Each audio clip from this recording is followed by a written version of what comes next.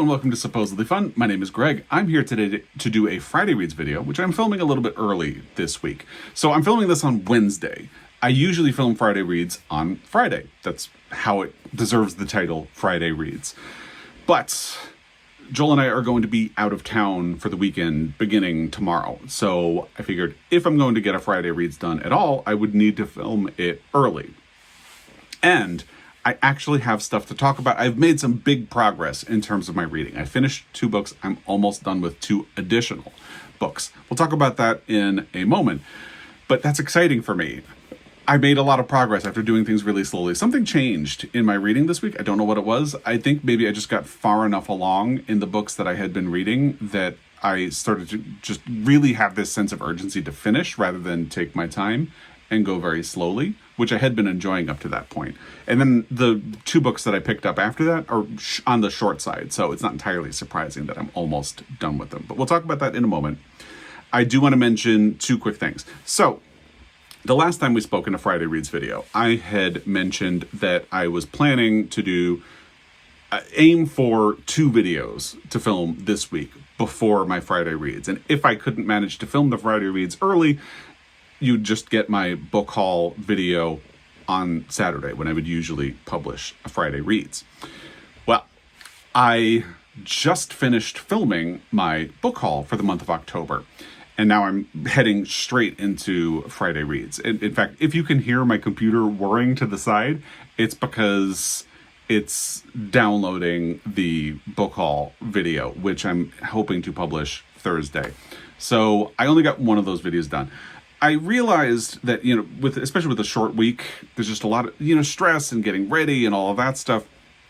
And the video I had planned to do, in addition to the book haul, was a reaction to the Andrew Carnegie Medal for Excellence long list. And it's a big long list, so it would just require a lot of work. I'd have to download all the thumbnails for the books that I don't own, which is a lot of them.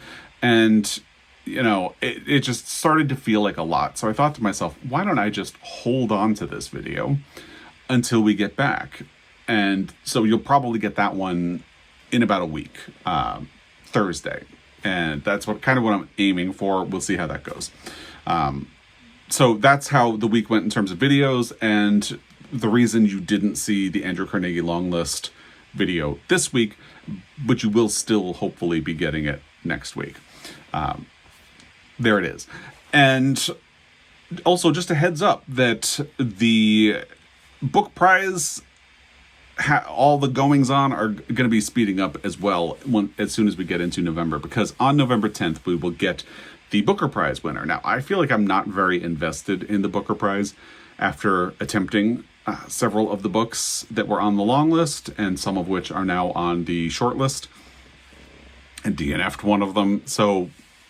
But I do want to see which one. I feel invested in that aspect of it. I just don't feel like I have any personal skin in the game about what might end up winning. And then on November 19th, we will get the National Book Award. They announce all of them the same night, and I am going to do a reaction for fiction. And I've been tracing the translated literature as well this year, so I will probably include that in the same reaction video.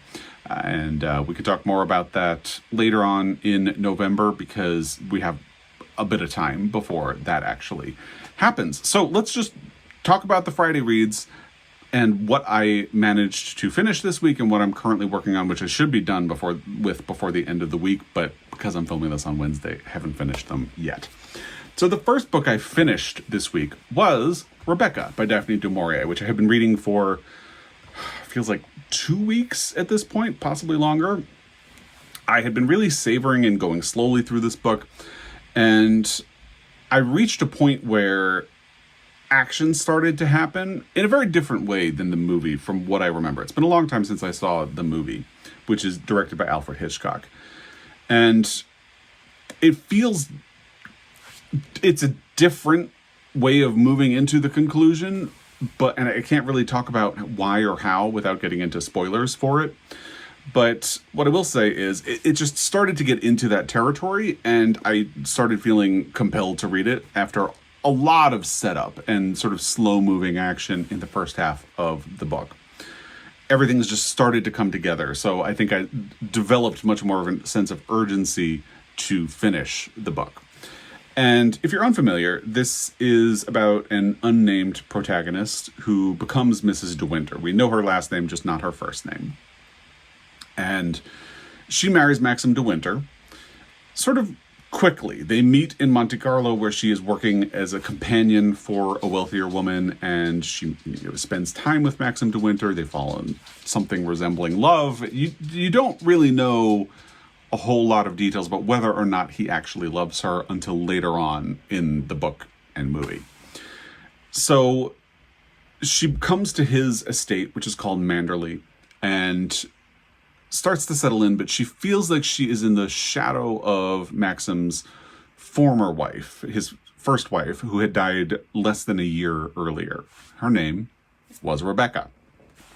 So everything that this new wife, this new Mrs. De Winter does, feels like it's in the shadow of Rebecca. All of the furniture in the house was curated by Rebecca. She sits at a desk every day that was Rebecca's desk and writes with the pen that Rebecca used. And she feels she's constantly being compared to Rebecca and constantly being found lacking. And as things go on, some of the discoveries she makes about Rebecca, it becomes mysterious. Like, the movie was directed by Alfred Hitchcock. That should tell you something about the direction that this goes. And I will say, the movie has a much better ending. I want to rewatch the movie. I could do a more adequate comparison to them once I do. But right now, feeling off the cuff, the movie has a much better ending. And it's a very dramatic ending. And it feels like there's a sense of melodrama that really pays off in the film. And the book, it's not that it doesn't have an ending. It's not that it doesn't have a satisfying ending per se, but it just feels like it ends with more of a whimper, while the movie ended with this big bang. And again, I can't really talk about the differences without spoiling anything for people who have neither read the book or seen the movie. So more after I rewatch the movie, but I do think this is a case where the movie is better than the book. Though there are cases out there where a movie is better than a book. It's not always true that the book is better than the movie. It's just mostly true that the book is better than the movie. So this is, I'm thinking right now is a case where the movie is better, because the movie also paces better. The book takes a lot of time in the first half, setting things up and slowly moving through. And that does pay off, because you really spend a lot of time with our unnamed protagonist, getting to know her and getting inside her head. She's a very naive, she's not confident, and she is sort of struggling to adapt to this new role where she is the head of an estate.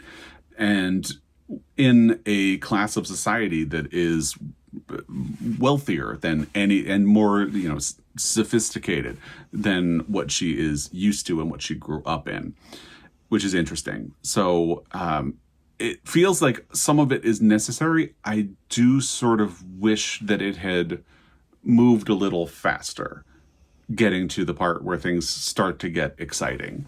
But at the same time, I recognize that the last part is exciting because it has spent so much time grounding you in this world. So it's sort of an interesting place to be.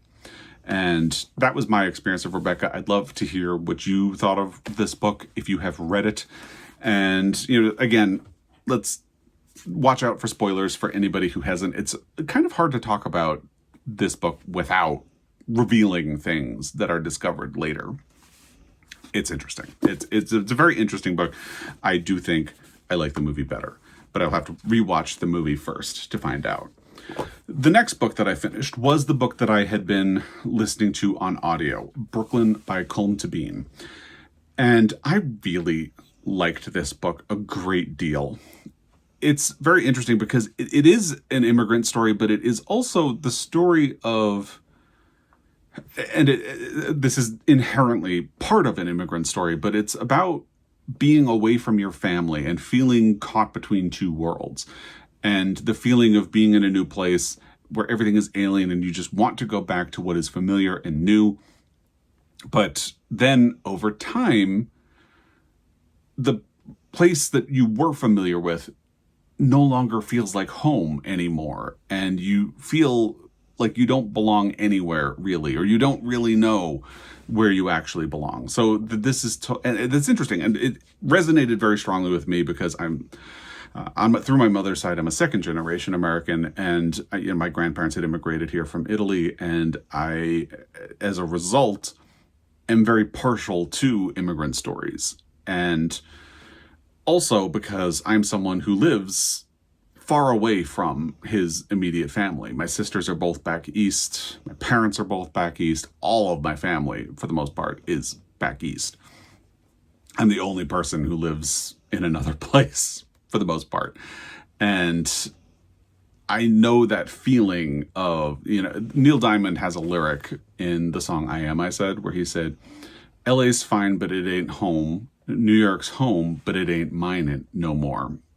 And I think about that lyric a lot, especially since New York is my home. I don't live in LA. I live in Montana, but, and I've lived in Montana long enough that it does feel like home, but for a long time, it didn't feel like home. But then when we went back to New York, it didn't feel like home anymore. So this is all told through the story of Ailish Lacey, who is a young girl taking a bookkeeping class in Ireland. She lives with her mother and her older sister, Rose. And her brothers have all moved on to get jobs in England because they couldn't find opportunities in Ireland. Ailish is feeling a bit stuck. She's taking bookkeeping classes, but there aren't really jobs for her. She doesn't really know what she's going to do once she graduates, if she's going to be able to find jobs. So she has this job working in a grocery store where the owner is pretty mean to her and kind of borderline exploitative, if not just outright exploitative. So her mother and her sister start encouraging Ailish to move to Brooklyn, New York City, because they think she'll have better opportunities. There's a father out there who has promised that he will help get her over there. He has a place where she can live, and he knows where she can get a job, and then hopefully work her way up, because she can take bookkeeping classes in the United States. And once she finishes, maybe she can move into a bookkeeping position either at this department store or somewhere else in New York. There will be more prospects for her future if she goes. And she doesn't want to go, but she feels like she has to please her mother and her sister, so she ends up going. And New York is this very alien place when she first arrives.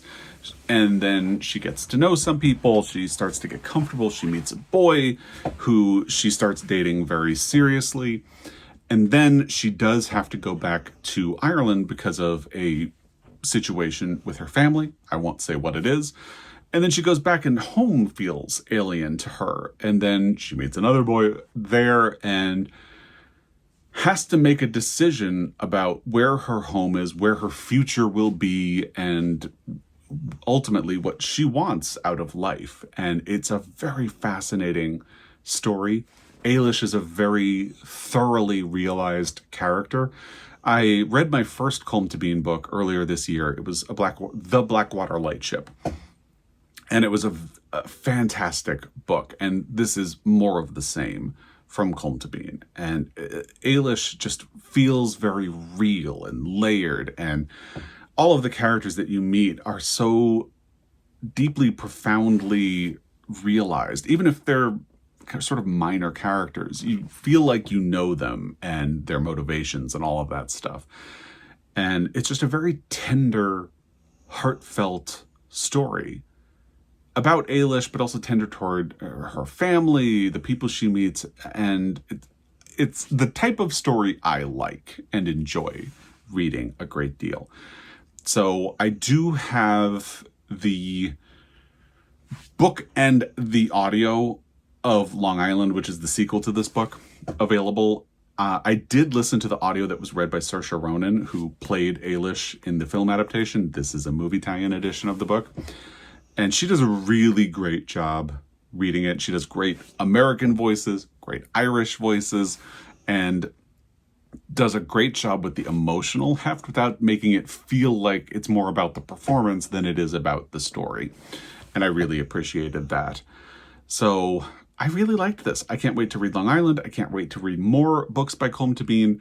In this book, there are references to a woman who lived in or near the town in Ireland where Ailish is from, named Nora Webster. And I was thinking to myself, isn't that the name of another book by Colm Tabine? So I looked it up, and yes, it is. So now I also feel a sense of urgency to read Nora Webster because she's referenced in this book. And that just immediately makes me feel curious. Also, I read the plot description of Nora Webster, and it sounds really good. So I'm looking forward to that one as well. I don't know when I would get around to reading Long Island, but I definitely would like to.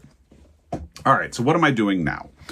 On audio, I decided to pick up a book that I had been hoping to read in September, for Shorty September, and just didn't get around to. The Lost Daughter by Elena Ferrante and translated by Anne Goldstein. This was adapted into a film with Olivia Colman 3 years ago at this point, maybe 4 years ago. I don't remember what year the movie came out, but it was adapted into a film with Olivia Colman. And I saw the movie.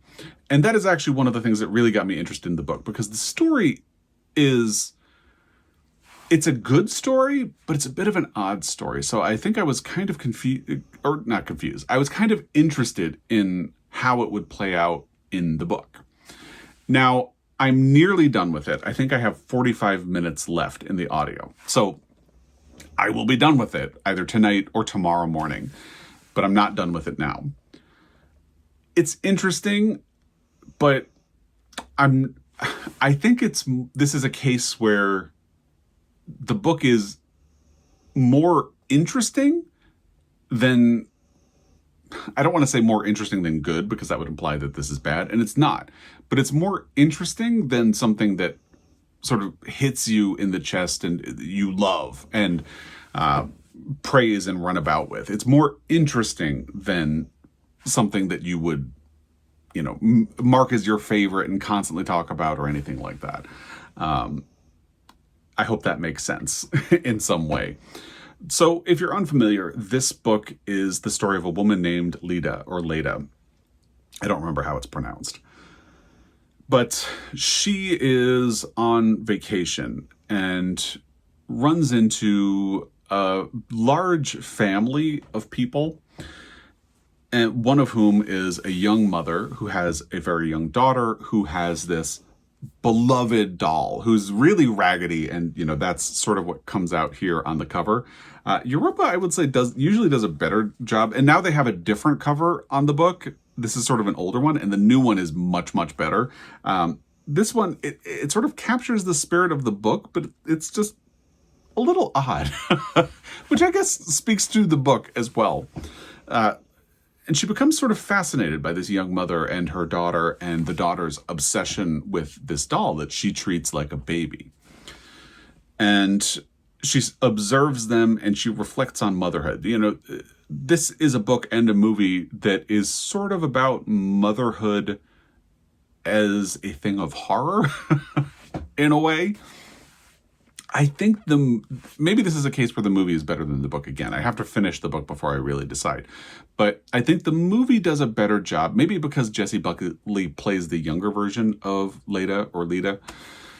And it does a really great job showing the frustrations that she herself had with motherhood. And I think it's also important to read this and know that it's not necessarily a judgment on all motherhood, but Leda is our narrator, and she had a difficult time as a mother. So you're hearing her impressions of motherhood, and she is sort of incapable of not projecting her own experience of motherhood onto other women, like this young woman that she observes who has the daughter with the doll. So it's an interesting layer, but I think the movie does a better job showing young Leda and letting you get to know the frustrations. The way it is in the book, every time she starts talking about her daughters, it feels a little overwrought. And I haven't finished the book, so again, things could turn around in the last 45 minutes of the audio, but I'm feeling like this is something that is much more interesting to talk about than it is to actually experience. And no spoilers if you haven't seen the movie or read the book, but if basically Lita and her sort of obsession with this mother and daughter that she sees causes her to get involved in their vacation in interesting ways, and it spins out from there. It's a very short book. The book itself, let's see how long it is. The book itself is about 140 pages. Yes, 140 pages. The audio is like 4 or 5 hours. I don't remember which. But as I'm almost done with it, that's all I know. So it's very short. If you are interested, it would take up like an afternoon of your time. Possibly, if you have the time to really like sit and dedicate energy to a book. And it is interesting. And Elena Ferrante is a very thorough, psychologically astute writer. I've only read one of the Neapolitan Quartet books, the first one, My Brilliant Friend, but I see echoes of that book here. I do think My Brilliant Friend is ultimately a bit more successful, but this is a very interesting book. So I'm almost done. I will be finished with it by the time you actually watch this video. But for now, I am almost done, and we'll sort of see how it ultimately comes out and stands up in the sort of ranking. The print book that I picked up after I finished Rebecca was something that was actually just gifted to me by a subscriber, Jordan Seifert 4640. Thank you to them. It's A Month in the Country by J.L. Carr. And this is a book that I've heard a lot of really good things about for years and just have not bought for myself. So I'm happy I finally have a copy of it now. It's another very short book. I think once I finished those books, and because I spent so long on both Brooklyn and Rebecca and took my time with them, I think I just wanted short dips. And that's why I wanted shorter books after that experience. So this book is 135 pages. I am currently on page 45. So I should also be done with it. I'll probably finish this by tomorrow morning. If I don't finish it tonight when I read before bed, I'll finish it tomorrow. So this is another one that I will really, really soon be done with. This is a very engrossing book. I'm so thankful that this copy was sent to me from my bookshop wish list, and I'm really enjoying it. This is a book about a man who is a veteran of World War I. He's haunted by what happened to him. He carries sort of physical reminders. He's developed a facial tic, like his face, it's actually the left side of his face, keeps twitching sort of uncontrollably. And he's developed a bit of a stammer.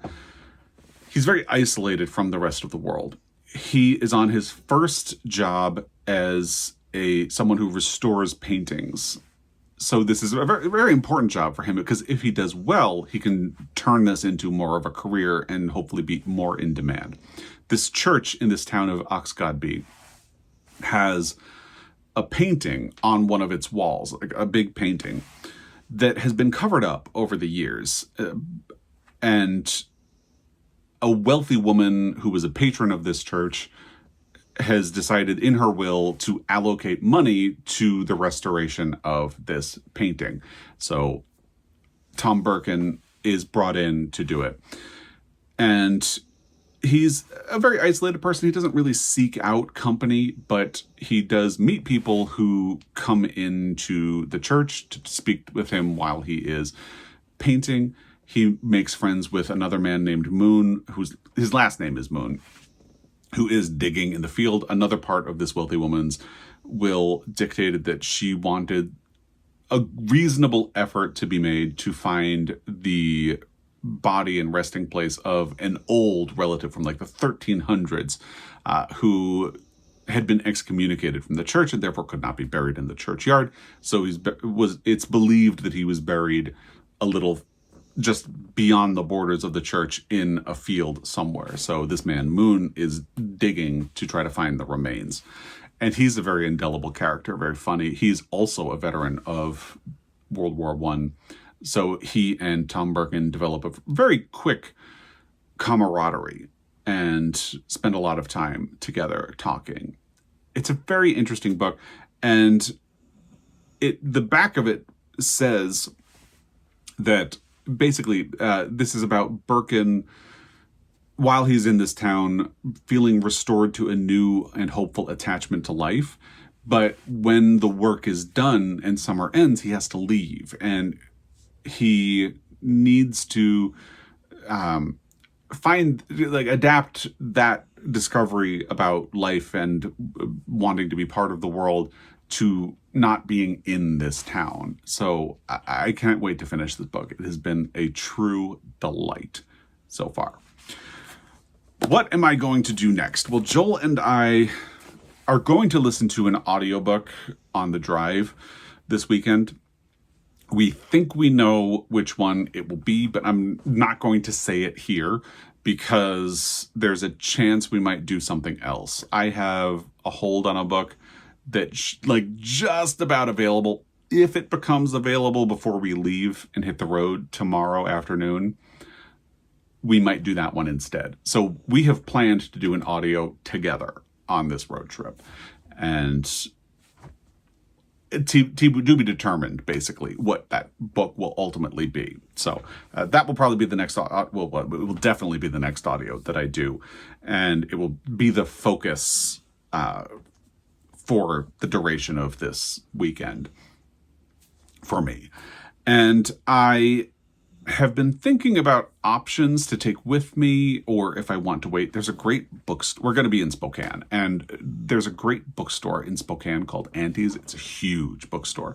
We go there every time we are in Spokane and are absolutely going to visit this time. So part of me is wondering, should I hold off and see if I get a book? Because usually if I go on a big trip, I don't bring a physical book with me because I anticipate that I'm going to be going into a bookstore and purchase something, and then I can just read what I pick up along the way.